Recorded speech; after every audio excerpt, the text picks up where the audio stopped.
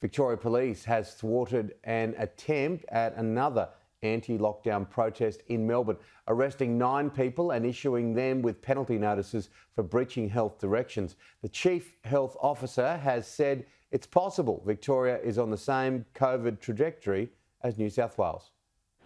Outside the State Library, potential protesters are stopped by police and escorted to an awaiting van before being questioned one by one.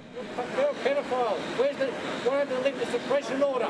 Dozens of officers were stationed throughout Melbourne's CBD, from Bourke Street to State Parliament, many on horseback.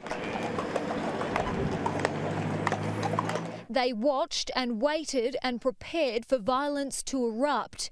Thankfully, nothing eventuated, but the force is anticipating a larger crowd at a Freedom Day demonstration later this month.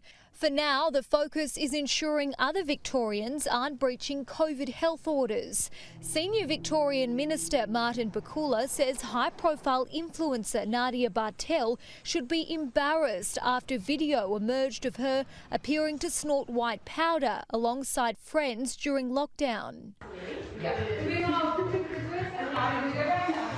It's not good that anyone flouts the rules. It makes it more dangerous for the entire community, and it makes it more likely that these sorts of restrictions will be in place for longer. 190 COVID cases were recorded in Victoria on Saturday, 87 as mystery infections.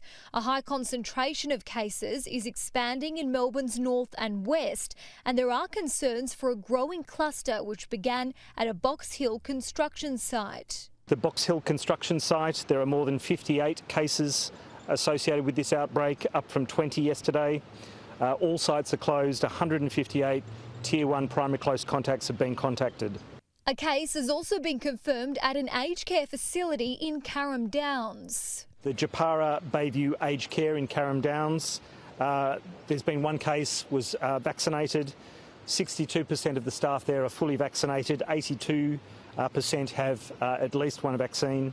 The Chief Health Officer has warned Victorians not to become complacent by a slight dip in the caseload after more than 200 were recorded on Friday. There's every possibility that we're following a slow and steady increase in the way that New South Wales has. We've got the option of being 1 week behind Sydney or 6 weeks behind Sydney. As residents of Melbourne prepare for lockdown to last until late October, the government has reiterated restrictions could ease in regional Victoria next week. But it's no longer a ring of steel which will protect those in the bush from outbreaks in the city. A different descriptor, which is probably more appropriate, it's a mobile, agile monitoring and surveillance program with VicPol that really looks at different roads and different routes out, and is probably significantly more effective. A state which is set to be divided until 70 or 80% of the population is fully vaccinated. Julia Bradley, Sky News, Melbourne.